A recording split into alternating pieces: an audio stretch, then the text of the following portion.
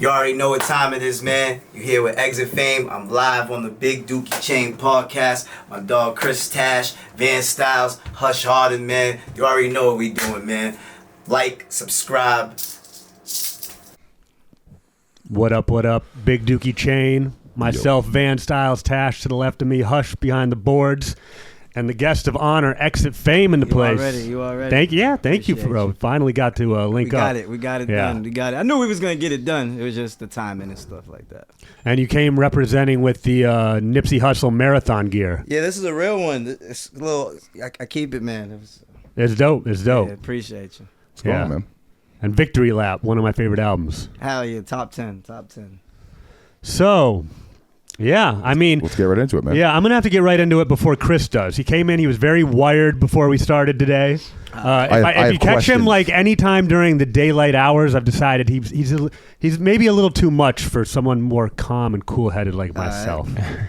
But, yeah, he has a lot of questions, but I wanted to beat him to it because all I've been is driving around in my mom's car, which has a CD player. And then I've been bumping this, so the May God Be With You 4. Oh, man, that was last summer, man, August. Yeah, that did good. Yeah, I'm proud of that work. Yeah, I like it a lot. It's not easy listening in the sense that it's not just happy times, rainbows and roses. Yeah, you know, I get that a lot. And then I went back and listened to the other 3 volumes before it, and it's a lot of pain. Yeah, a lot of pain. Yeah. So it's weird almost sitting down to have this discussion because it's like you can't really discuss your music without discussing like your life. Well, yeah, my story. I'm currently working on a book right now. It's a transparent thing. I'm very open. I speak about it all over to high schools, recovery centers. Because we know each other, well, first and foremost, because you work for Slain, right, at a recovery center. Yeah, or you work with him. Yeah. I was just with Slain. So let's get. See, we're getting right into it. All right. So I have to. Well, all right. So I come from. So you're sitting in a place right now. So fuck Hurt Chilling, Sense Lives, Marty Forever. Okay. You have a forever. I have a forever. A couple forevers. A lot of people lost a lot of people. You say you come from addiction. I just wanted to walk back into your story. I know that you work at Charles River Recovery now with Slain. I was up there for the inauguration, the opening of it. Okay. Beautiful. Yeah, I wasn't there in the opening. Beautiful facility. Beautiful. Yeah, I was highly impressed with the facility. Actually, the nicest rehab I've actually ever stepped foot inside of. I've never been to rehab myself, but I would assume that you said you're an ex-addict. Yes. So can we get into that part of it? Well, first, tell them this whole room. This whole room is by people that behind you is a man, Van Bates. Van Bates. You know, dog up in Brockton. Yep. Ty Hunt. I know him. There you go. That's Van. Van's on my leg. He says Mize over here. Mize Rock.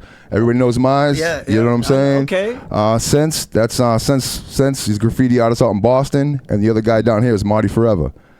You know what I'm saying? That's Marty Newell. It's another guy. When you ask the elder people in like the scene in music, everyone knows who they are. Okay. You know what I'm saying? But we lost them to addiction. Addiction. Yes. Okay, I'm just making sure we're just tying it all. Yeah. The viewers out there. Yeah, so I mean, Sense is behind you as well too. The whole thing, basically, a lot of stuff that like I fuck with to stand for. You know what I'm saying? Is the anti-addiction. Right. I'm huge into that. My man. So I just want to kind of walk through that. I mean, myself, I'm 2 years sober from alcohol and everything. Haven't drank in 2 years. The man next to me right here. So this guy right here is from 88.9 at night. I know. Okay, all right. I know he's. And I was a musician. I was touring and shit and doing shows and shit 20 years ago. Right. In the city. Me and this guy used to run the streets, fucking crazily hammered. We might have been intoxicated. he may have been doing Ninja Turtle somersaults over the hoods of cars as they parked the red lights on Comm That's Ave. all good. Well, I'll say it like this, because anyone that's missing one of these. Right. Oh, yeah, if you're missing that one right there, you got a story. So I want to hear your story. That's dope. You said that, man. Well, that was one of Craig's things, Missing Tooth Gang. Yeah. Oh, yeah? Not for real. That was his MTG, Missing Tooth Gang. Like, if you're Missing Tooth Gang. If you're missing this one, you got a story. So what does it mean? I have no story because I have all my teeth, and I just went to the dentist yesterday, and I'm good. It's an opioid. It's an opioid crack thing. Okay. Well, I never did opioids. No. I drank a lot of liquor, snorting some coke and shit here and there. But anything, never, any one of those things. Now I've railed a little oxycodone. Okay. It's delicious. I may have spent a whole weekend in San Francisco, a whole week, and not remember it. I don't want to like dwell on the whole thing, but it is a big part of like what you put forward. So what I do, man. I'm coming up on in August. God willing, I'll have 5 years. So congratulations! Yeah, congrats. That's not. I don't do anything, and I had I started late. A lot of the people that I listened to their stories, a lot of people got started like at age 11, 12, 13. I couldn't imagine doing like. How old are you now? Me, I'm 38. Okay, all right. I couldn't imagine, you know what I mean, like doing those type of hard drugs. So. Well, you say on the record at 15, right? 15, which one? Is that when you started, where you were addicted, started? No, 15, the teens were the crime stuff, like being the follower, the gangbang in the street. Oh, my apologies. You're good. The streets, the gangbang and stuff. My first charges were like 14, 15, and so forth. I was we in different chapters. Right okay, now. got it. So the drug stuff though, unfortunately, where that started for me, my father he passed from using stuff in my house that I had in there. And I found him dead, man. And I'm sorry to hear that. Yeah. And that situation, it tore me apart. It brought me tons of guilt that I was just carrying around. And before I know it, subconsciously, I think I just wanted to feel different. I was involved in a lot of street stuff from the perks, from the dope, from the crack, from the coke, blah blah blah blah blah blah blah, all so and forth. And before you know it, man. For those that know my story and those don't, I became my own. I became my own best customer, and ultimately someone else's best customer. And I probably was a shitty customer. Rule number 4, you heard before. Yep. Don't get high off your own supply. I broke those, and So that brought me to that, man, and just so much, man. Like just another world was introduced to me that I always looked at through a window. It was like what you see on the corners, what you see in front of the laundromats, what you see at the gas station, what you see Mass Ave, Blue Hill Labs, all that kind of stuff. You know what I mean? It was either you judged them, you looked down upon them, or you sold to them. That was where I came. I came from that world, and the roles reversed. It shifted. In that song, Auntie's Smoking Again. Yeah, that's a true story. Yeah, and it's crazy. Right. But it makes me never want to touch drugs again. Right. You're like, the addicts you used to laugh at now are actually you. And it's like, damn. Used to laugh at now are actually you. Yeah, man. That was that story is about someone in my family who's close to me who, as of recently, I keep their names private, but as of recently doing well. Got some months back under her belt, but at that time when that record happened, it was about maybe 7 years thrown out the window, and just watching the digression in which someone goes through with relapse, and just being able to make it out with your life now, because I think we're the capital of fentanyl overdose. Yeah. And it's in the crack, it's in this, it's in the coke, it's in everything. You know what I mean? And she got she made it out with her life, and she's on the right track. But that song was about her. Yeah. That's one of the best things in like the world for me is when someone makes it out of that shit and they start putting it together. Like that shit's like crack. That's some addictive shit right there. Now, you seem to be everywhere right now. Were you making music when you were in the throes of your addiction? So I was before when he was in 88.9. My name was Fame Flint. I was with Triple Threat. Oh shit! I wasn't in Triple Threat, but I ran around with Jay Hunt. Yeah, Jay Hunt. Okay, and, all right. You know what I mean? Brass, Winner, and Ren. Yeah, we used to play that. Something Takeover, Massachusetts. Something. I forget the name of the track, the but song it's fire. with all the rappers. I always forget the on name it. of it. I always forget, but at that time, like I was just like what Capadonna was to a Wu-Tang. You know what I mean? Like I was just a fly on the wall, but I was doing my first recording sessions. I was doing all that kind of stuff. But anyhow, long story short, at that time, I was Fame Flint, and then when my father passed, when my father passed, got shot, and Yeah, I definitely took like a 7 to 8 year hiatus. I didn't even step in a booth. Oh, really? I didn't. I only wrote raps when I got locked up for stealing or robbing or something like that, or I was rapping for Canteen in jail. Like, I was always good at that kind of stuff. But when I got out, it was all about getting high. So why the name change? So fast forward from that time, this is how the name Exit Fame came. I found myself 2019. I was at the lowest, my rock bottom, but I was rescued. You know what I mean? I had like 60 days under my belt sober, maybe 90, going on 90 days, I would say. And I was in a halfway house, John Flowers halfway house in Roxbury, and it's crazy for anybody who knows when you start getting sober and you start getting your wits back and start living like a human again. You start your passions come back. Yeah. You get a phone back, like you don't have things like a phone. Like you get on Instagram again. You start listening to music. You know what I mean? There's a lot of endorphins and dopamine things that you're trying to get back because they stopped creating themselves, and things like music. Any like people that do artwork, stuff in here, like cooking, whatever you used to do before you went into the darkness, it starts coming back to you, and that stuff's kind of coming back to me. And I started listening to these younger rappers. I would just be in there doing push-ups, doing my thing, and listen to these music. And I was really inspired at that time from XXXTentacion. Okay. Am I saying that right? Extension. I don't know if anyone knows how to pronounce that I think name. he's in my opinion, the greatest, youngest rapper that, you know what I mean, from what I hear from these guys. But anyhow, moving forward, I was so inspired by him because just what he talked about. And when you're getting sober, you go through a really depression stage. And I felt like where I was at and feeling like I wasted so much time, and the depression was just there with me. But listening to his music was very motivating. And then songs like Slippin' from DMX. And then you're reading books, the autobiography of Malcolm X, what the X stood for, you know what I mean? It's like even your ex-girlfriend, it's something from the past. And I just wanted to be clever, being honest. I'm like, shit, man, I'm gonna do this rap thing again. I can't be doing what I was doing when I was Fame Flint. I can't be just coming in here rapping like I'm the man or I'm the boss. And nah, like you was smoking crack and you was doing dope and you was stealing out your mother's purse and you was robbing people. You was doing everything that in the hip hop community we frown upon on. Mm-hmm. So how are we supposed to accept you? How are we supposed to embrace you? And I was listening to all those people, and I remember being in group. And we was in the group room and we watched 8 Mile and Eminem's battle scene, and it was just, I had a God shot moment, and he was using his lowest moments in life and he was battling other rappers with it.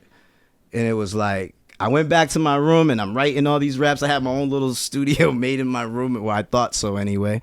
And it was like, I'm gonna use my lowest, darkest moments and I'm gonna put the truth out there. And because this is what I want to do. And Fame was somebody who, even to this day, there's still people in my neighborhood that call me Fame. That's my nickname. Before the Fame Flint, before anything, Fame was there. And I always knew that. Like, that's how I'm identified, the Fame Flint thing, whatever the case may be. But it was like, if I'm going to do this, you know what I mean? I'm learning about myself now. I'm doing recovery work, where I really come from, who I really am. And ultimately, I'm Eric. You know what I mean? I'm Maria's son named Eric. What I'm really getting, and this isn't like prevalent in the hip hop community, unfortunately, is accountability. Like growing up, becoming a man, like it's so weird. Age isn't the man thing. The man thing is when you become accountable for your shit. Right. Like, that's that whole, like, you know, I'm dangerous because I could be violent if I want to be, but I choose not to be, that kind of shit. That's the accountability of, like, life. You know, what you're saying is coming out here and going like, yeah, I did this, that, and the next thing, and I'm taking accountability for it. They didn't even realize it either. And I'm going to talk about it, and maybe other people that are going through that same shit, maybe I can be a story to help them out. Yeah. You know, but a lot of people don't. They go the other way with it. You know, they glorify, which is cool too. You know what I mean? There's both ways of the two ways of the sword, however you want to say it. But I think we come from that school where authenticity is. I grew up where hip hop. It was like, if you ain't rapping what you living, yeah. Well, I don't want to hear that. Exactly. There's that too. It's not that no more. Yeah, you know what I mean? It definitely isn't. Yeah, it definitely isn't. But we come from that era. Where it was like, you better be. If you said that. There needs to be proof. And I think you can hear it comes through when you listen to certain artists that they're putting their soul into their music. They're bearing their soul. Absolutely. But just to finish that real quick, it was like, that's where it came from. Yeah. It was like, I just need to totally be me when I'm making music. And it was like the X. I think I looked up and I seen the exit sign and the X. And this is how fast the idea was exit fame. And I was like, I exit me to enter myself. So I like it. I just need to be Eric, and I still suck with that sometimes, you know. No, it's part of, sucking with it. Sometimes is also part of accountability and part of growing up. Like learning that like you're not always going to be great at shit, and you are going to suck at something sometimes, and then you get better at it as you go on because you suck less and less at it. You know what I'm saying? Right. I'm just getting that from you. Like some people come with the bravado of like, you know, that hip hop like machismo shit, but like it's almost the opposite. And I dig it. I think it's pretty cool because people that do go through shit, they do become the master of the shit, and you need to walk the rest of the people through it. Yeah. You know what I'm saying? So if you seem like, I mean, just in a quick story, you just said when my father passed away and I got shot, like in a side note, that's not a side note. That's trauma. I didn't even you know what I mean? That's trauma. No, but people that have been through shit say trauma like that. Like it's not a big deal, you know. Oh yeah, when I got shot, my father died. That's a big deal. You know what I'm saying? Mm-hmm. Either one of those things are both big deals. Do you know what I mean? So when you can walk people through that kind of shit, I don't know. It just seems like what I see, what you put out. You don't put out the same image as most rappers. You know what I mean? You seem like you're consciously trying to not put out that image. You're trying to consciously put out like, hey, I'm trying to like teach. I'm trying to talk to the youth. You know what though? That really encourages me, because if that's what you see when you see it, because 2023 was a year of direction for me. You would get the aggressive and the street raps because I've been there. I really lived it. And sometimes just maybe, you know what I mean, just being myself, self-conscious. I'm an artist. I'm very sensitive about my work and how it's gonna come out there. Like, you know, like this, like I'm not one of those people be like, my shit's the shit. I'm not like that. I'd be like, is this good or not? You know. Yeah. So last year, I don't want to say time wasted, but where I'm at right now on this day and time, I feel like I've wasted a lot of time chasing behind this, doing that. So it was like, I'm happy that if what I was putting out, that's what you got from it. I'm happy about that because I know that's the direction that God wants. Am I the only one are you seeing any of that? Like, cause like the way, Hush, are you seeing any of that? Am I the only one that's seeing like the positive come on? You see that too, right? Yeah. Well, yeah, like thank God. Because my eyes are open, my ears are open. The way I got the headphones on. The way you just like said that was like, I'm like, am I seeing something that no one else is fucking seeing? Like that's what you're aiming for, right? Well, I got this all day. I got a bunch of opinions all day, and I listen to everybody. I don't care if you're this big in the game or this low. I listen to people, and it's like, for instance, an example, I do stuff with high schools. I do stuff with recovery centers. That's highways.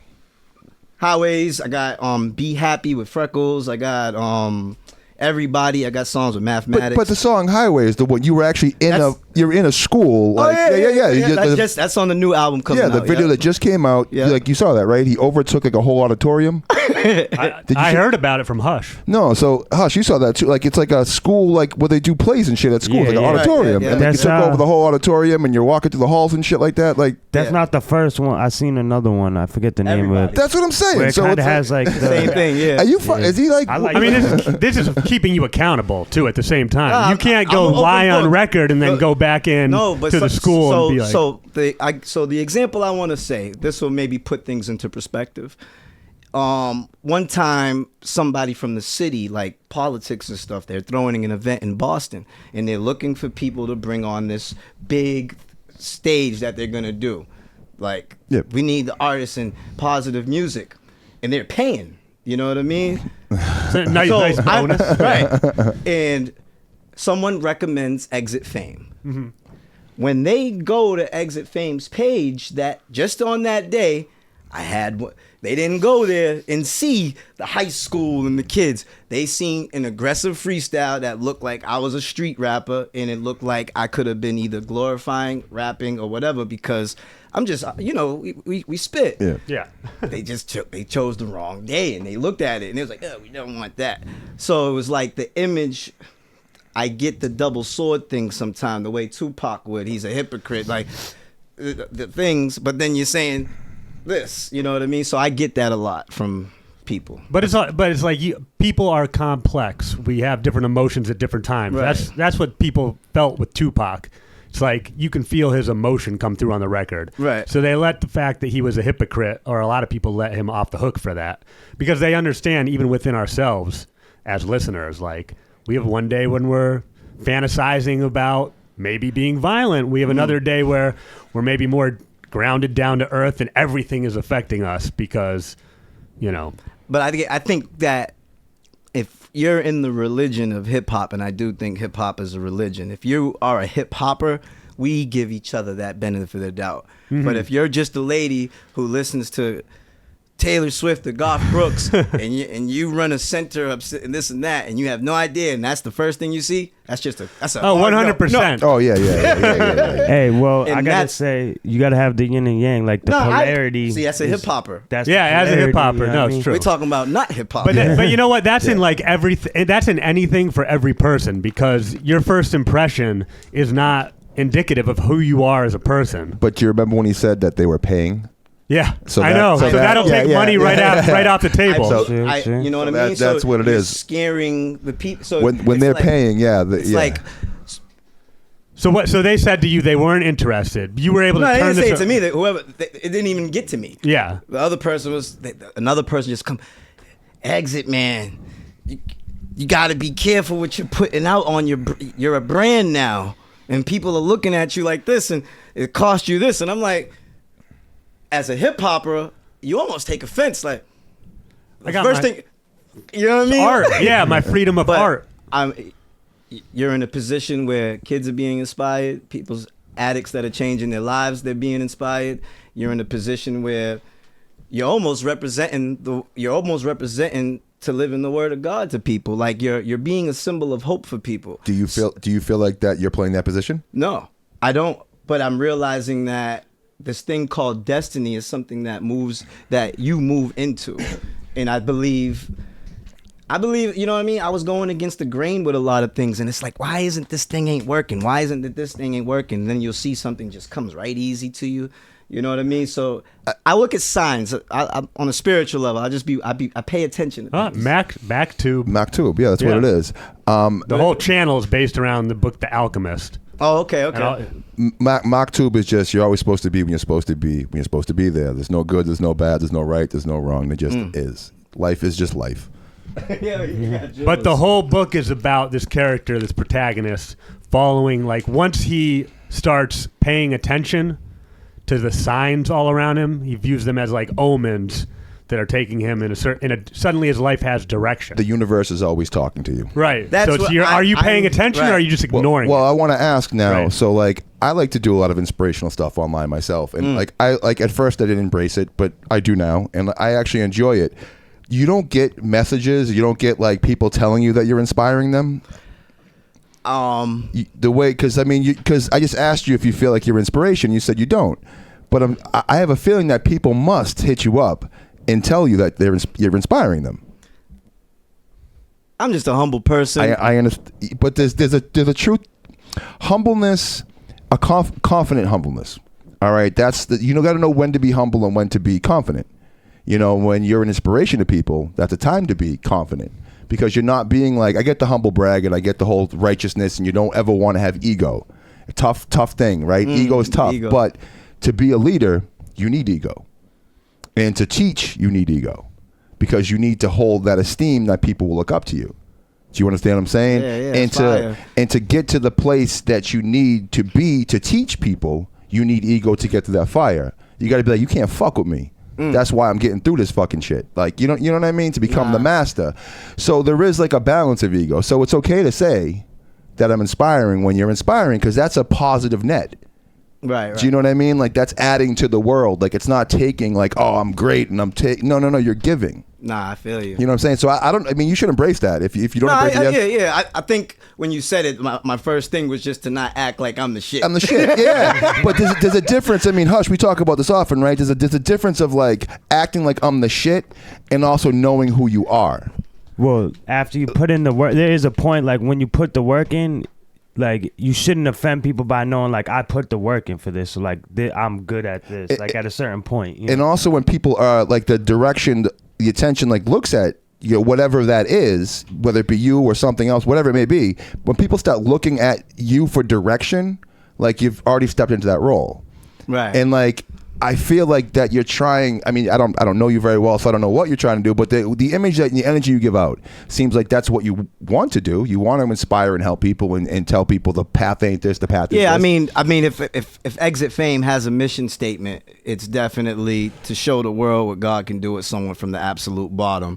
And I put the work in behind that. You know what I mean? Being of service and helping others. 5 years, man. Yeah, and just helping people in through those jams, you know what I mean? And sometimes it's just that voice in that moment when you're leaving detox, or just that voice in that moment when, you know what I mean, you're just getting out of jail, or just that voice in that moment when you're about to relapse or throw it all away. Just being that person. So I like to be in there in the moments, in the trenches. Yeah, man, it's something to definitely be proud of.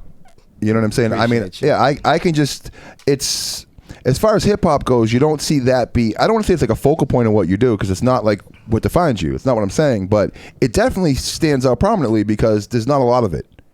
Do you know what I mean? Like, you don't really see people. If you really look at the basis of hip hop, like when no, yeah, it came from it's nothing supposed to be that, but stuff, yes, you know but what I it got mean? away from there, right? And it's not cool to do that anymore. So I'll be vulnerable. There you go, vulnerable. So I'll be vulnerable right now. I think those fears of being judged or whatever or caring what people think is the reason why that rolled in 2000 to 2022 to 2023, where I didn't just want to embrace the whole thing and like, this is the direction I'm going.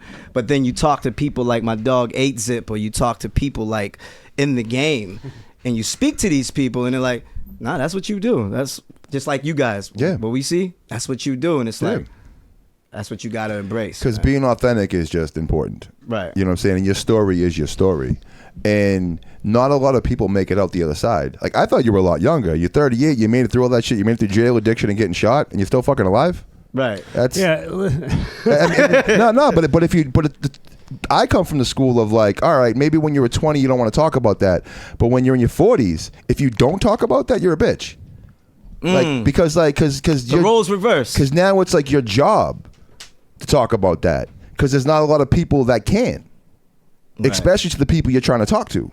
Right. Do you know what I'm saying? So Yeah. if you don't talk to them, who is? Right. Dude said, you know how they say act your age? He said rap your age. Yeah, I was like, I mean, that's dope. Killer Mike just won fucking best. What was it? 38 years old? Yeah. Three Was it Grammys. sweet? 3 Grammys, yeah. Did you listen to that album? Of course. It was. Of course. When I see the nominate, I'm gonna keep it real. When I seen the nominations 3 months before the awards or 4 months before the awards, I was like, Killer Mike. I did the face the world made. Kill him. I was like, but when I seen the nomination, I went to it, and I was like, I mean, it's great. The minute after I listened to it, after I seen the nominations, and then I looked at who he was up against, I knew it wins. Well, he had Andre 3000 on it, Scientists and Engineers, bro. I mean, come on, right. like once I saw Scientists and Engineers came out, I had to check that out, and like. But just how that intro comes in, Down by Law, oh man, Run the Jewels. I mean, that last album was amazing. So why the fuck wouldn't this one? I mean, Killer Mike, he just gives you that. Ever since Ronald Reagan era, I've been fucking with him. I mean, that is like an amazing look for hip hop. Nah, I never can believe people have the best intentions when it comes to something like the Grammys. My assumption is that a lot of that is just them catering to where we're at right now as a society, where they want to they want to show they're woke. Kind of like what KRS-One was saying, why he didn't do the 50th. Well, yeah. Well, I think he just sounded old and crotchety, you know. But yeah, I felt like it's a little fake. Because I'm like, this is too good to be true. And I still do feel that, too good to be true. It's I agree. Killer Mike. I agree with what he's saying. I agree. I didn't think about you with what you're saying with the wokeness. That is a thing that I... But I see everything through a negative lens. I'm like, there's no way that's just all true. That's hip-hop altruism right there. And they sat down and really listened to Killer Mike. I don't think that KRS-One was being old and like crotchery, though. I think KRS-One was telling that true shit. Like fuck that shit. I thought it was crazy that who's the dude who won the Grammy? I seen it on fucking goddamn Drink Champs. The dude that won the Grammy the year that Jay-Z boycotted it. I forget who it was. It was like Dead Prez or something like that. I forget they won the Grammy the year. It was the only year they were ever nominated. It was the only year. It was like, it's like an underground rapper that like the only year they would have. Tyler, was it? Nah, it was way before then.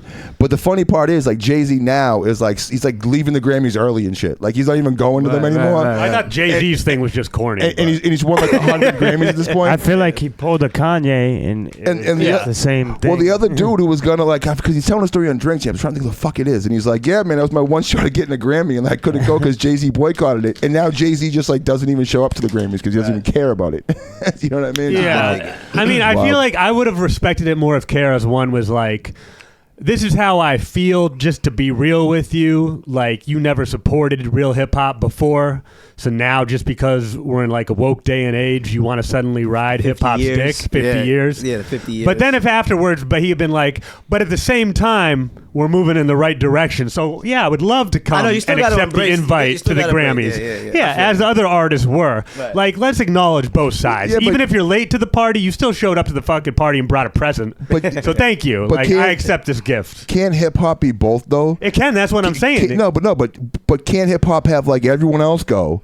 And KRS-One still be like, nah, I ain't going. If he wants to play that role, he fits that role. Yeah, so that's perfect. Another person who did that, MC Hammer, like felt the same way as KRS when he turned it down also. Yeah. There's a lot of history. The Funky Headhunter. Yeah, I mean, KRS-One, he's always going to be like, he's chosen a side. He's the Bible of hip-hop, and he's choosing a side. And it is like being real with your lyrics and no other way.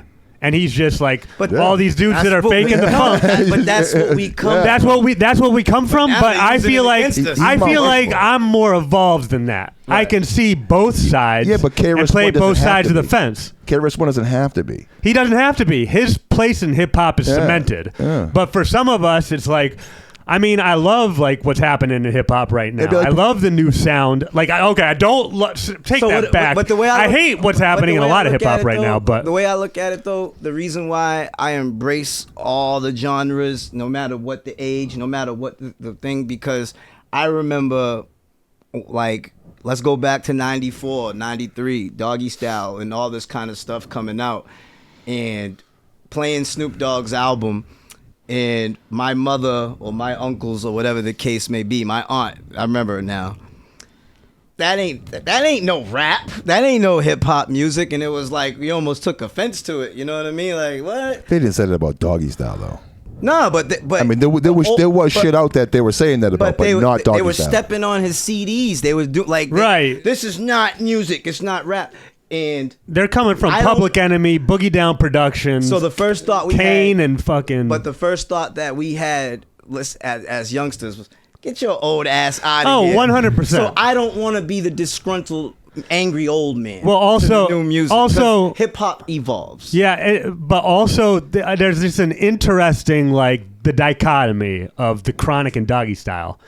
Those are two albums that define hip-hop in a lot of ways, especially West Coast hip-hop. And they're as hip-hop as it gets in some respect. But in another respect, they were totally like playing a movie role. Like they were glorifying growing up in the streets of Compton.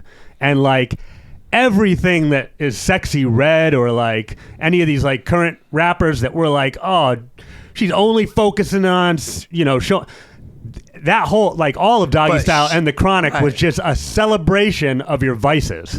you know, lyrically. And we let that be what it was going to be. This new music, it sounds different to us old heads. So then we want to hate on it. I just never want to be that guy. Yeah. So when I hear something, even if I don't, I'd be like, what? I'm still open-minded. So who do you like of the new guys? Of the new people? Who do you like? Who do you listen to now? I love Lil TJ. I love Kodak. I love 42 Doug, man. Like, I listen to them. You know, 21 Savage. Like, I listen to that stuff. I tune into it. It's not like my go-to, but, you know, I got a little crew at my first job. I work in the mornings, and anytime albums come out, we listen to them. And I just tap into them because as an artist myself, my job is to understand where the sound is going, understand what's going on in the music, you know what I mean? Like, I don't know if you guys have listened to Vultures One, you know what I mean? Have you listened to it? No, I haven't listened to it yet.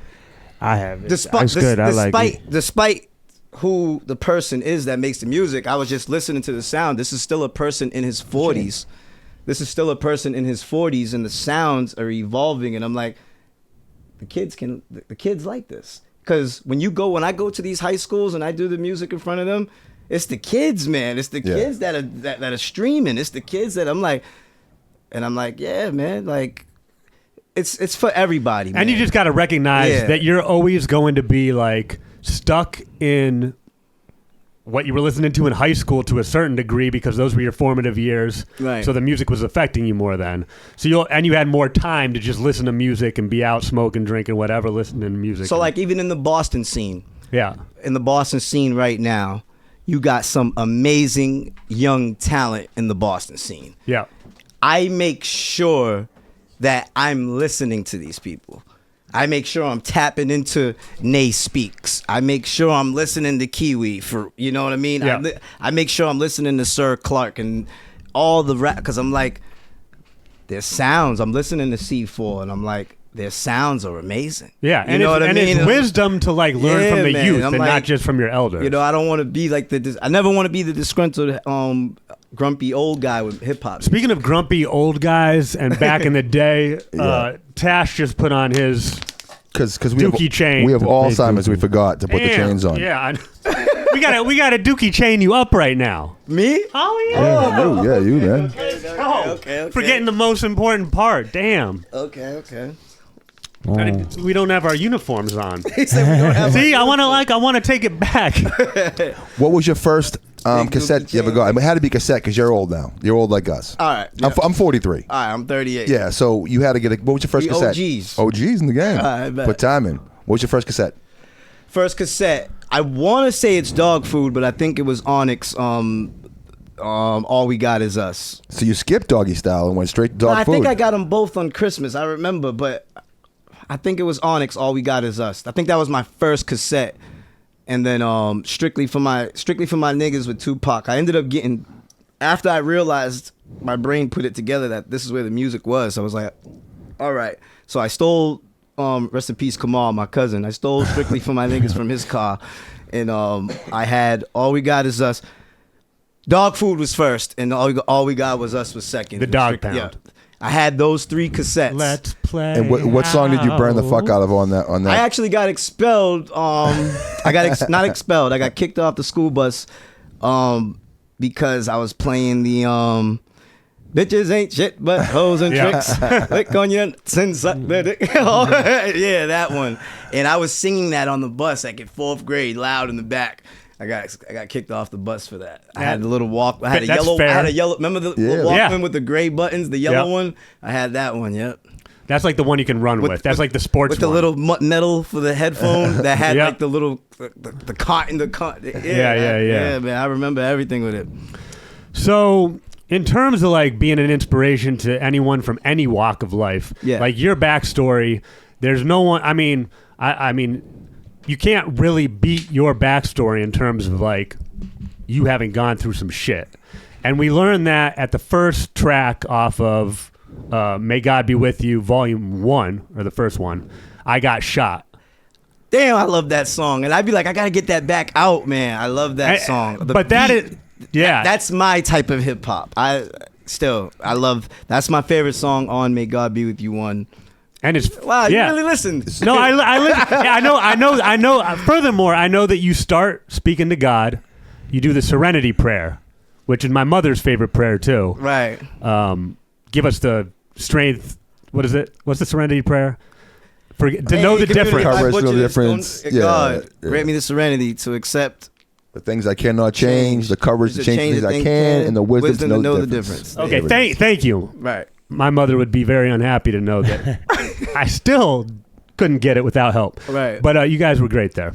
But yeah, like that story, that real life story from the first track on the first album of May God Be With You. Like, it's crazy. I walked you through the whole. Okay. I had a vision for that song. I wanted to do a video for it. You know what I mean? Like, but walk us through the track because there's a lot going on there. There's drug addiction. There's both sides. Is there a way to play it? I don't know it by heart. That's part one. That was 2019. I know. Okay, I'll walk you through it. We could play it, but not like in a different section. We could go back to it. But I'll give you a quick. Give you a quick rewind to what it was about. It basically ends with you, with your daughter asking why you just got shot.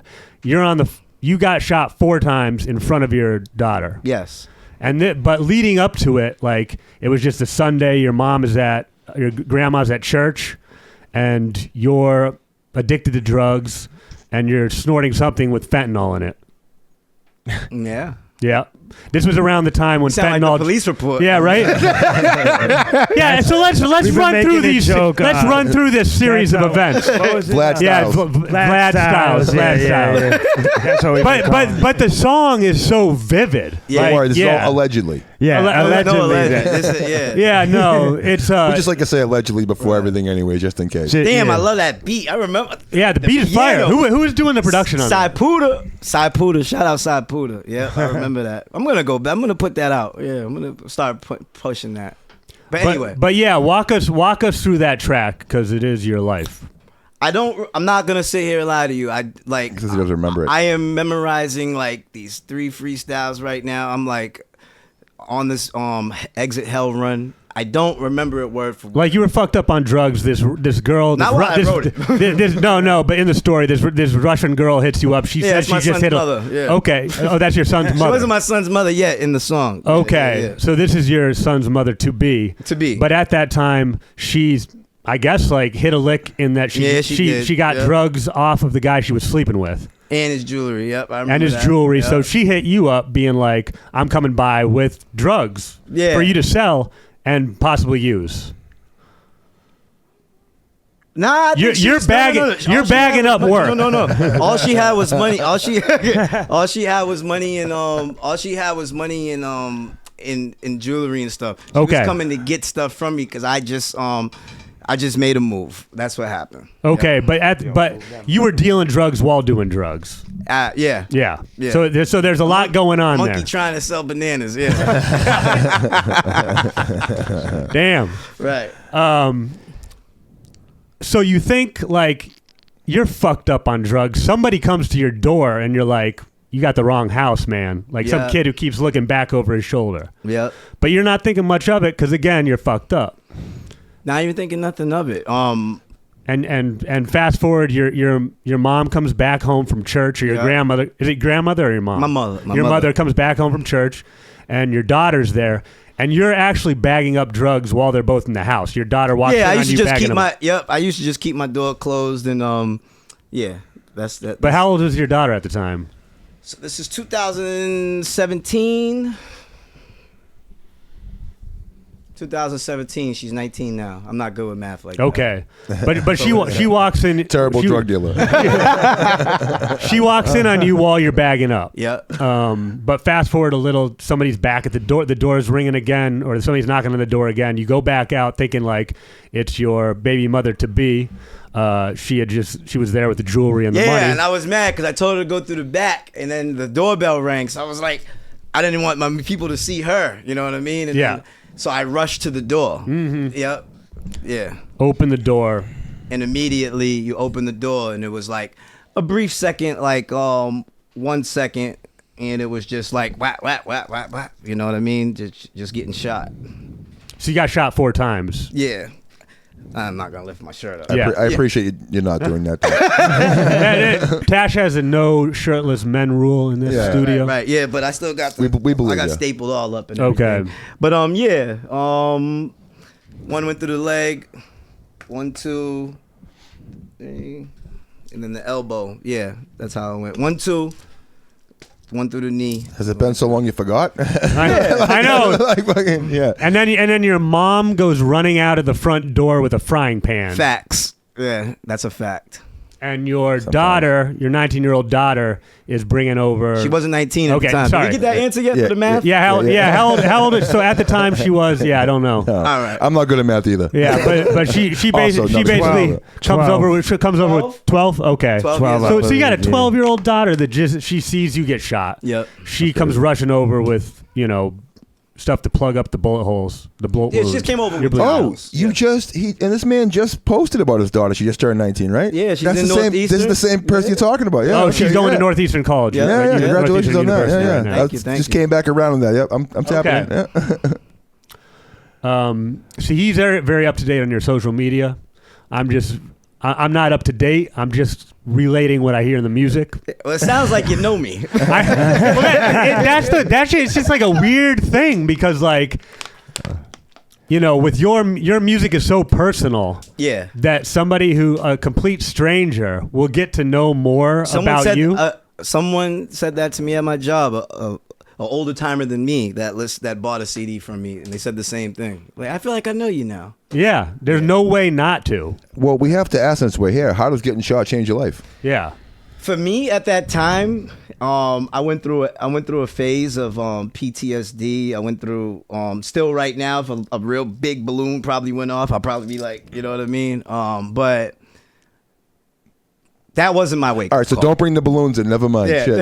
that wasn't a wake-up call for me. Well, first of all, why did you get shot? Were they trying to rob you? That was just being transparent. You know what I mean? Most of these things I've been arrested for, so they can't get me now. But I was robbing a lot of people, man. Allegedly. Yeah. Still say allegedly. I did a lot of grime things. So you were like a stick-up kid. So Stick-up kid, cat burglar, whatever it took to get what we needed to get. Usually when I wasn't like no just aggressive Debo criminal. Mm-hmm. I wasn't that. You know what I mean? If I can get away with it and you didn't know about it, I wanted to do more that way. I was the kind of guy, I rob you and help you find your wallet. You know? Okay. What I mean? Well, he's about to say he's about to say that I love getting into it like a journalist here. No, that's not what I'm saying at all. What I was about to say is that when you're in a certain lifestyle, well, you're asking the man why he got shot. When you're in a certain lifestyle and you're running around with drugs and money and guns, you might get shot. I do believe in karma. I think karma's God's courtroom, and you know what I mean. You may get away with it in the physical, but in the spiritual realm, like whatever you did, you got to deal with it. It catches up to you too. And I believe I got a lot of stuff caught up to me that day. Every time you opened your door, you were shaking that stick. You were pulling a card every time you opened that door, and eventually your car gets pulled. I mean, it's just that the odds aren't in your favor. Because I got stabbed at my house too. I got stabbed in my backyard. I didn't make a song about that one. Why not? I don't know. I just didn't do it. I got stabbed 4 times in my back. My lung collapsed. Everything. My second. That's scary. kid's Why did you get stabbed? More griminess. More doing stuff to people and just doing those kind of things, man. Because you were in the throes of like a serious addiction. Yeah. But you're saying this was before you even got addicted to drugs. I think the stabbing happened before I got addicted to drugs, or maybe I was dabbling, just sniffing coke. You were just living a wild lifestyle. Yeah, I was a cowboy. Like it was just like every day. I'm not trying to gas this. Every day, I'm not trying to I'm not gassing this or making it seem like I'm so. But every day was like Grand Theft Auto. But this is so different than the way I grew up and anything that I ever was introduced to as. That's why that's what I'm trying to say. Like, so this is, and I don't want to tell him your story, but when you're playing with money, drugs, and guns, you know what happens with money, drugs, and guns? You know what I mean? Have you ever been around any of that? But I'm also saying like it's so far from my reality or a reality that I've ever lived. But that's the goal of Exit Fame and like this new project I'm working on. I got an interview coming out where I said the same thing. I want to bring people who didn't have to grow up in this lifestyle, who never grew in this lifestyle. My job is to kind of like a Spike Lee. I want to bring you so close to this but you don't have to actually be there. Right. You know what I mean? Because I'm just what hip hop has always done. I'm just showing the harsh realities of where we lived, our bad choices, our consequences, and I just try to paint that as vivid as I can. Damn, I would play my intro for Exit Held for You. No one's ever heard it, but I'm trying to just bring you as close as I can. Well, tell us and about. You're very vivid. Yeah. Tell us about like your new album. So what Exit Hell? What's your new project about? Like what's the gist of it? So when you like Van would probably. This comes out on March 1st. March 1st. All of the projects that led up to this were kind of like you said, it's the sad story and the pain. You know what I mean? On this one, I wanted to go back to the hip hop, the authenticity of hip hop, the bars, the metaphors, the language, but at the same time, give you more concepts of still the places of my experiences and things that I've gone through, but doing it in a way where it's just not all about me, but it's more for everyone to listen to, and it's just what everyone's going through, what anybody's going through. It's not more of a personalized project. There's a lot of personal stories and personal situations. I'm never gonna get away from that, but I made it more for everybody. I played with different sounds. I played with R&B writers on this. I got OT the Real. We got Terminology on there. Yeah, I saw that. We got Cyrus the Shield writing on there. We got R&B singers. We got Amandi. We like this. There's people on this project. I got a 17. He might be 17, 18. The kid Jado. Like I played with different things. I just trying to level up. What's your favorite song on the project? Probably Go Through. Okay. That's with Amandi. That'd be my favorite song. That goes back to This title sounds faintly familiar to something that might be talking about your struggles in life. But I think that's more personalized for me. That's my favorite song on there. It's my type of hip hop, but I've been getting little opinions from people that have heard it so far. I saw a name on the production that I haven't seen in a little bit of time. It was Nelson Correa, which is Nelly Pro Tools. Oh yeah. Nelly Pro Tools. Yeah, he jumped in at the end because this whole project is produced by a newer producer and writer, a phenomenal creative, Mel Gohard, but Nelly, he came in at the end. Yeah, Nelly was doing shit. I mean, He's forever. 88, Forever 15, ago. 20 years ago. Nelly Pro Tools was big. I gotta ask, Garcia you're and talking shit. about the collaborations. I seen you did a video with Vado. Is that going on this project? Nah, that's on that's on May God Be With You 4. Word. Yeah. That track is fire. How did you link up with? How did that come about? That was a lot of me, the chase, the networking, and that's what I want to get into. You know what I mean? For any of the younger artists or just artists in general that, like they would like to say to me, a couple of mentors that I have in my life, they always say to me, "You're looking for that alley-oop, man. You're looking for that, you know what I mean? Like that button on the elevator going straight to the top. You're looking for that person." He was like, "But you got to put in the work." And meeting people like Vado, very good lessons. Because you've done multiple songs with him at this point. No. There's two? that one song, but I've vibed and kicked it with him with a few of them. Do you remember your verse off of that track? Like barrels smoking like dried ice. Do you remember your verse on that track? It's so fire. Maybe. Probably. I write a lot of music, man. Yeah, you definitely do. But yeah, so with the Vado feature and all that, you know what I mean? It's like just looking for that alley-oop. It ain't ever going to be there. You know, well, that's what if you guys understand what I mean. I like that actually, because I see a lot of artists, they think they could just like kind of cut the line, like buy a big feature, get a big video.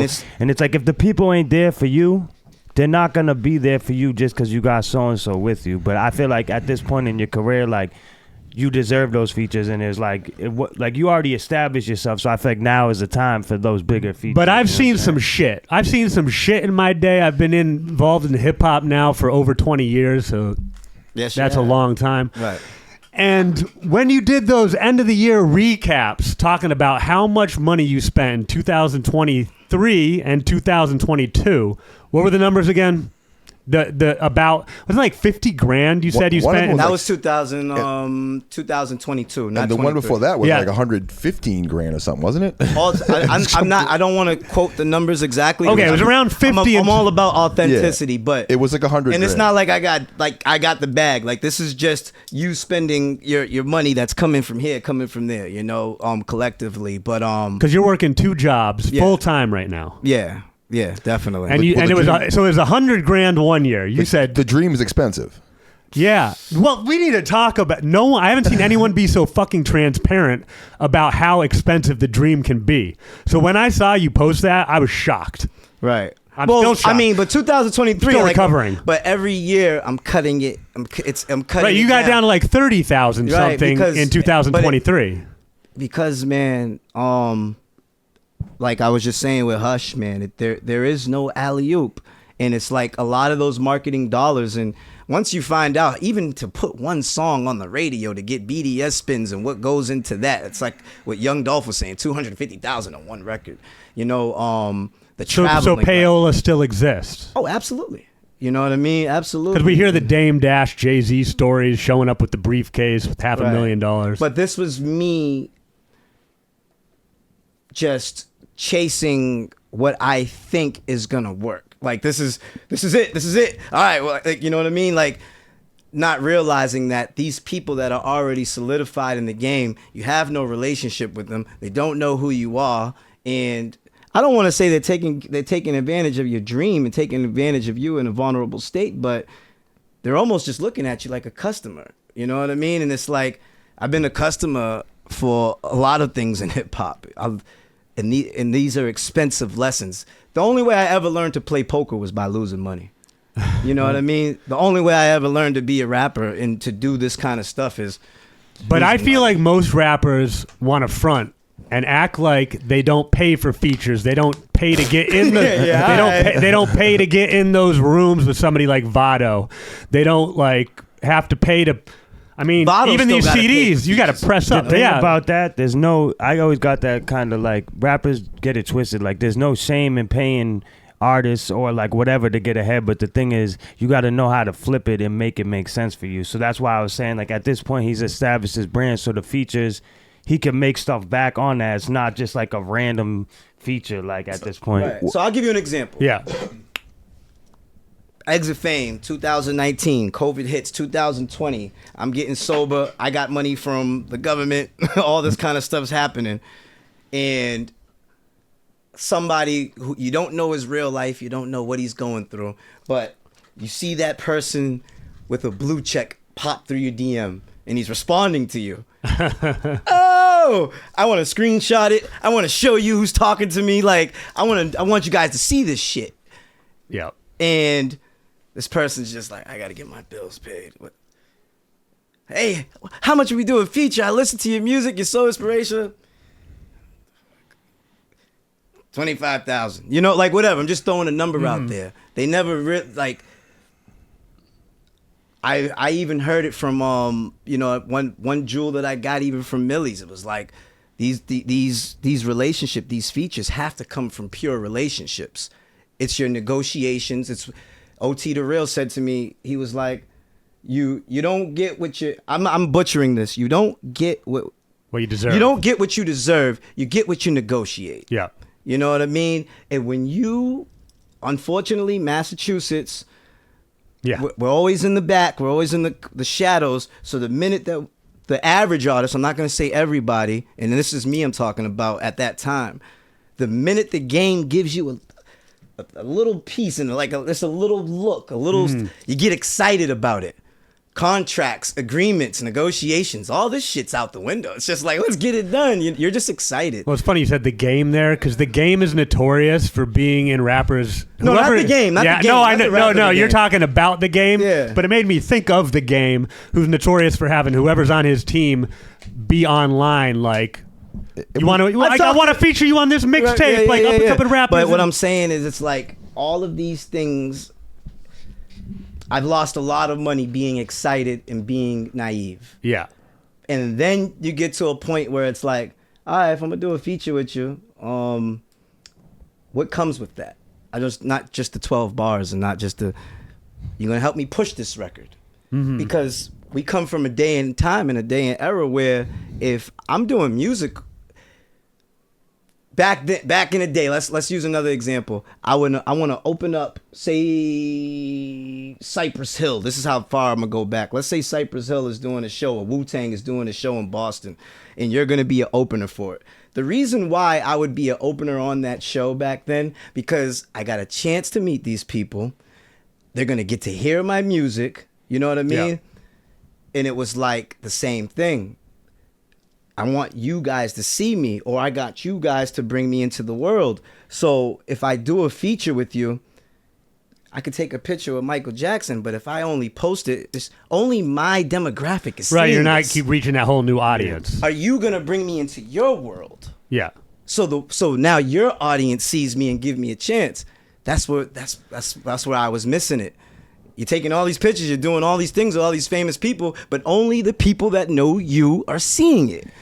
So It don't mean shit. Yeah. No, I mean, that's wait, to go full circle, facts. Though, it might not mean shit yet, because right. to talk on the Millie thing, I remember another thing he said. He paid Dave East for a feature like 8 years ago, and then when they did the Pablo and Blanco, he's like, I paid him for a feature 8 years ago. Now we doing a project together, and the record label's paying for it. So it's like those features that at the time. That's why I was saying you got to know how to flip them, because in the future, those people you bought features from are going to remember.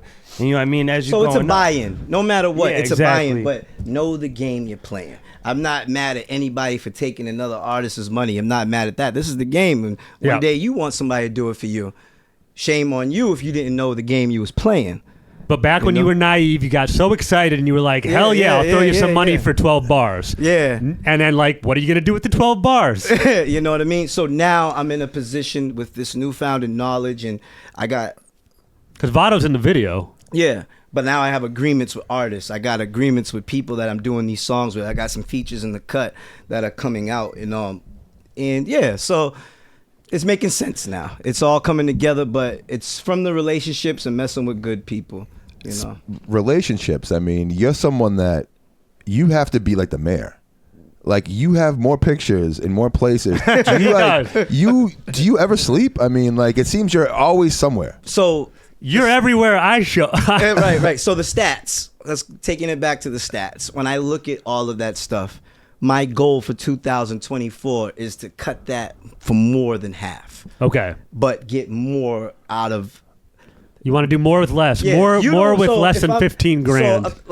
So for me, if I'm a Little Durk fan, I'm just using them as an example. Yeah. If I'm a Little Durk fan, I don't want to keep going to Little Durk's page and I see other people. I see other, like, I like the Little Durk. Yeah. So what I'm finding out is that there are people that like Exit Fame.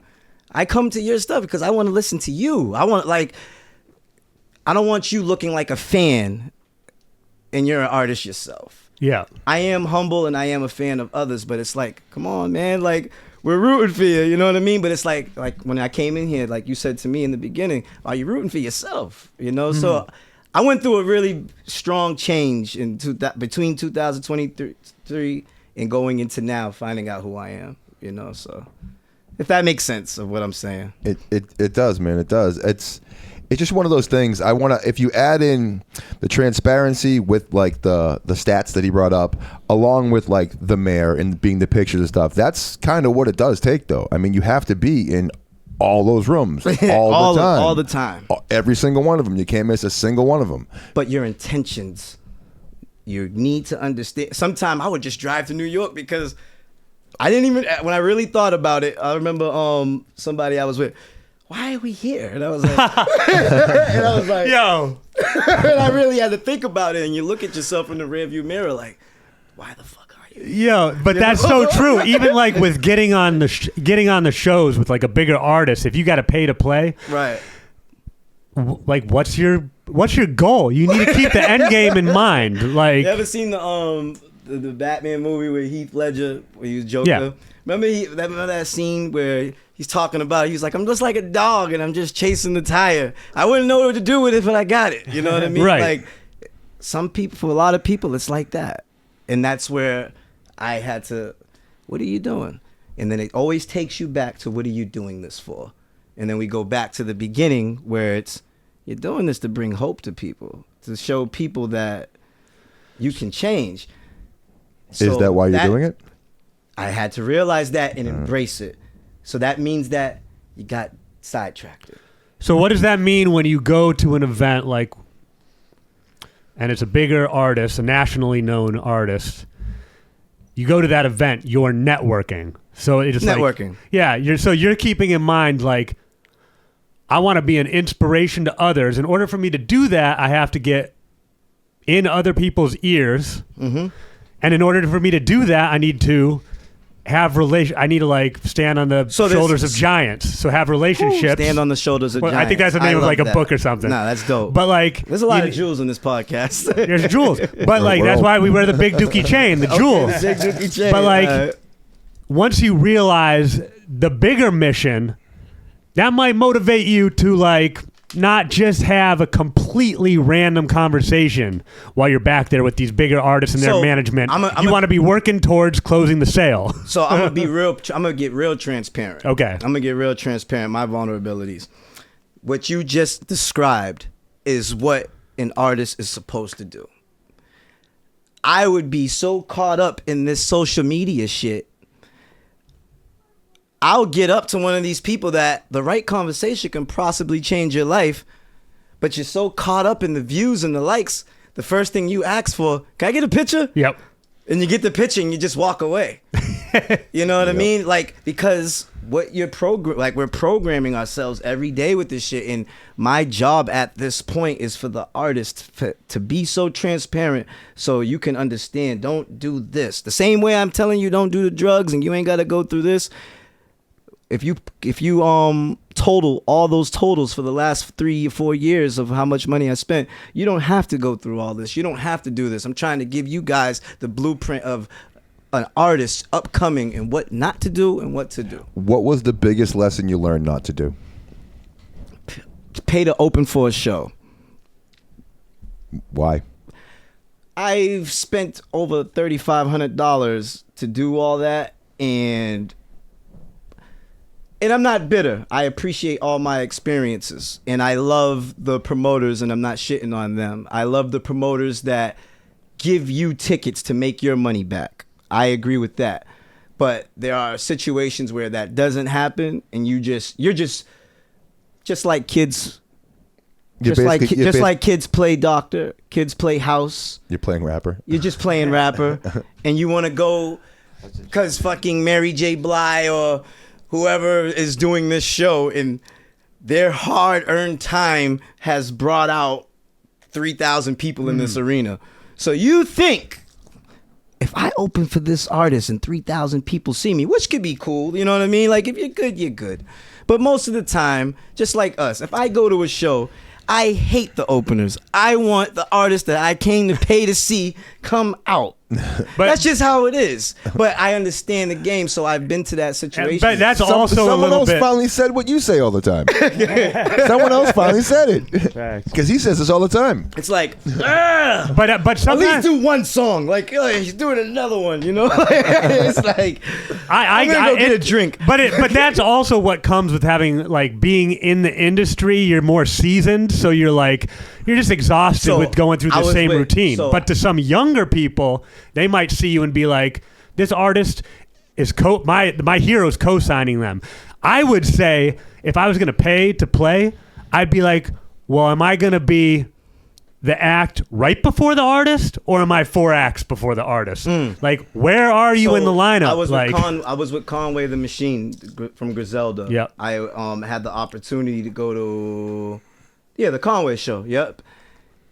And I seen how they do it, and it's like all his openers are a part of their camp, which I love. Yes, you know what I mean. I get to see Che Noir, instead of I can fucking see Che Noir, Jay Ski. I hope I said his name right, Josh Ski. He's fire. You know what I mean? And it's like, that's how you're supposed to do it. Like 38 Special, all of them. They all have something to do. Like they're all together. You know what I mean? That's why I love it when it's like an artist. Stays. Yeah. When it's for artists from out of town and they bring another artist from out of town as their opener, I'm like, hell yeah. This is somebody they fuck with. Yeah. So it's pros and cons to it. I wouldn't have this knowledge at this point. Maybe one day I can have an artist and I can, you know what I mean? You never know, but it's like I went through what I went through. I'm not bitter over it. I just know what I'm doing to this point. So if you got $1,000, how do you spend that? How would you recommend somebody spend their $1,000? I would say the marketing. Like printing up, you put out actual CDs. Yeah, and it's not even about the CD. It's about the memorabilia. My dog from Feed the Family, Hanif, he just sold out all his vinyls. I never really seen nobody at their house going, but they're buying vinyls. Yes, man. This guy has thousands of them. I see it every show. Is the biggest. Every show. We went to see Freeway, and he was doing the Freeway, and I was like, where the fuck did he get all the vinyls from? He got them. Yeah, you got all of them. He got them. But it's about the memorabilia. They're trying to take away from this hip hop world that we live in. They're trying to cut it. Like when you look at what an artist gets from Spotify, when you look at these things, it used to be dollar on hand. Master P started his label from selling it straight out of the trunk of his car. Like, these are things that we were really doing. So now it's like things are being digitized. So it's like tapes, CDs, posters, all these things that we made money for. Us as a community in hip hop, our own religion, we gotta support each other. You gotta figure out new creative ways to have physical things that people can buy. What you do, I will go and get these CDs printed like I'm doing with Exit Hell. It's not about the CD. It's just about supporting the artist and having something from them at that time from their project. And I appreciate that. Something tangible. Yeah. And if you're a hip hopper, you should be buying these things, the t-shirts, the hoodies, the CDs, the vinyls. We gotta support each other on that because that's how our culture stays alive. You know what I mean? And it's like, we have new tools in 2024. Like, you can, as an artist, talk to your fans directly, but there's no time where it's been better. Some people say, like, we're in the best times to be an artist right now because you can go direct to your fans. Some say we're in the worst times as an artist right now because you don't have a label to market you. The fact is, as long as the playing field is flat, meaning you don't have like insider secrets to the marketplace, it's like investing. Like, you have no leg up. There's no better time to be an artist. You got to think of new creative ways to make money. But where we will always thrive at and where the underdog always will win, down to Nipsey Hussle, even while I'm wearing in here, is merchandise. So don't spend your first $1,000 to get on a show opening up for someone. Spend it on your merchandise. No, don't do that. Should you spend it on a video or merchandise? Like the game has changed so much. Even the videos, they're thumbing that down. We're at the point where it's about 30-second reels. Yeah. You know what I mean? Just put some subtitles on it and stand in front of a dumpster truck, not a dumpster truck, but stand in front of an ice cream shop and make us a rap song about ice cream. That will do better than a video that has a $10,000 to $20,000 marketing space. Yeah. It is getting, it's 2024 now. So make the quick, easy content on your iPhone and then spend that money on having physical things you can sell to your fans. I've been in situations where I've sacrificed rent. I've sacrificed Christmas gifts because I thought I was trying to keep up with something of the image of the idea that I thought is how you make it.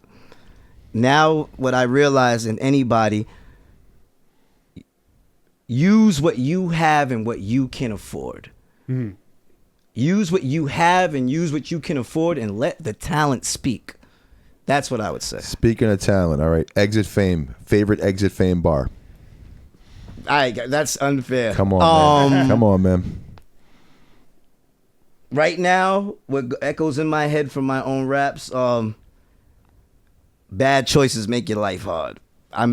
The short ones are the best ones. That's been on my that stuck out to me recently. I heard you say he was like, toilet paper on my feet because it sells so cold. Oh, yeah, like that. I never heard that, and I was like, that's cold right there. Yeah. But right now, like right on my mind from the song I got with Terminology is bad choices make your life. No, that's what King Ace. Bad choices make your life hard. Yeah, they really do. When you think about it, your choices either make your life easy or hard. If I'm trying to introduce someone to Exit Fame, right, and you have multiple projects, where am I going first? What's the first place they should look for? Exit Fame. You can just Google it now. No, I don't mean that. I mean like if I had to show them one song. Yeah, what would be the introduction? Yeah, what would be the introduction? Like not like physically where I could find you, but if I was like, hey, I got this guy Exit Fame, I want you to hear. What song are you playing for someone? Depends on who it is. Yeah, that's a good point. It depends on who it is. Yeah. Well, walk me through. So, like back to the beginning of the conversation, if this is a principal to a high school, if this is a principal to a high school, you won't start with that. No, this is that. If this is a principal to a high school and they're interested in having this person come speak, I would play Highways, Everybody, Be Happy. These are the songs that I would do for that. If I've done shows at churches, if this is a church place and you're interested in this, I can't even think of them off the rip, but songs like Never Go Back, like it just depends on who it is. Now if it's like we talking spitters, or you know what I mean, like if I'm in front of Jadakiss and you want someone like you gotta hear this, man, like you know what I mean, it's like listen to these freestyles, listen to these C-Dub FTB radio freestyles, like listen to this kid go off, like listen to his live shows when he's rapping a cappella, or songs with Vado, like you know what I mean, songs with OT the Real. As far as your like art goes, all of your art, videos, music, everything, put it all together, what's the piece you're most proud of? I don't think I've made it yet. Last year with Brandon Duchamp, Tunnel Vision, I made Happy Tears. That was a dedication on Mother's Day to my mother. And my she's mother, on that song. Yeah, she talks at the end. Just for her to be able to come into the studio and to be so transparent and vulnerable, and her to just to be, you know what I mean? She went through this whole thing with me. 17 years in prison, the gunshots, the 9 years on drugs. She went through this whole thing with me. So for her to be in the studio with me, be present, and to have her voice on one of my projects, I think that was it. It's pretty dope. I don't know if you saw this guy, boxing, man. You're what? You're walking out with someone at Foxwoods? Yo, shout out Jorgen, man. Jorgen De Castro. Yeah, the Mad Titan. That's awesome. What's by the his time name? by the time this project by the time this stuff comes out, it would already have happened. So, yeah, that's all right. Still, I mean, it's. So, how do you get involved in something like that? So, can you tell us like what it is and how you get involved in something like that? So, again, back to the relationships. Shout out Brandon Duchamp, his girl Justine. They're Fall Riverians. Yeah, they're out there in Fall River, and Jorgen De Castro's from Fall River. Brandon, he does a lot of work with a lot of people, amazing cameraman, and he's always, you know what I mean, to have someone like that on your team that believes in you that much. You need people in your corner that talk about you in rooms when you're not there in a positive way. And people like him in mathematics. But he did that in that situation. I guess he recorded some stuff for him before this was coming up. And it just turned into a conversation where it was like, I wrote this record for him called Lessons. It's the last song on Exit Hell. But it's Jorgen, he's not like he doesn't have a flawless victory, but he definitely got more wins than losses. But when you meet the guy and you see he's a family man and everything like that, it's like he's learning from his losses, and he's going on some of the biggest stages of his life. So I ended up writing that record. He loves it, and the opportunity came where we're shooting the video, we're doing it, and I'm walking him out in Foxwoods to the song while you get in the ring. I'm pretty sure the first person that did that was Pac with Tyson. Yeah. That, you know what I mean? The first person I'm did excited cool. about it. I'm Pretty excited cool. about it. It's dope. This is our second. That's our second parallel between you and Pac now. Yes. Oh, yeah. That's a good. Nah, but Jorgen, he's a good dude. Nah, man, that's dope. You got a lot of new you got a lot of stuff coming out. You're everywhere. Like seeing you online, it seems to be like you're everywhere. You got a lot of great stuff happening. Oh yeah, I'm just remembering. This is fucking weird, but the last time I saw you was in Lowell. Lowell? When Freeway was performing. That was Lynn. Lynn, sorry, I got my L's mixed up. Did I swear, like I overheard it, or did I dream this? But like somebody being like, "Oh man," like, maybe we were backstage and somebody was like in your ear being like, giving you a hard time for referencing your sobriety again in your rhymes. Nah, I don't know. Okay. No, I dreamt it. I never got that. I let that be known anywhere I go. I never got. No, that. I just okay. So you. I performed that night, but yeah, no, I know. But you've never had anybody being like, you know, people want music to party to. They don't want you like bringing down the mood all the time, talking about your past struggles with. Right, and that's knowing your audience, knowing when you're at. And, I prepare my show sets for where I'm going and where I'm at. I got caught with my pants down one time in Atlanta. And I was doing this positive music at like 2 a.m, like, in Atlanta. Yeah, man, and I had to make an executive decision to stop. You know what I mean? So yeah, but usually I haven't had that happen since. But when I'm going into a place, I prepare the music that fits that crowd. Yeah. Well, you work with Slain. Any music coming up with him? I mean, we did a documentary interview. He's working on something right now. We've talked about it. We're like friends. You know what I mean? Mm-hmm. So it's like, I guess when the time's right, it will happen. But well, you guys share a common story. Yeah. You know what I mean? Yeah. But like he said, he was like, "We'll get it done. That's I believe him. I just seen him Friday night. So how do you feel about your art being sober? Is it better or worse? 10 times better. 10 times better. Some people will say different. When I was drinking, I never made music or recorded while I was on hard drugs. So my last record as Fame Flint, I was probably sniffing coke.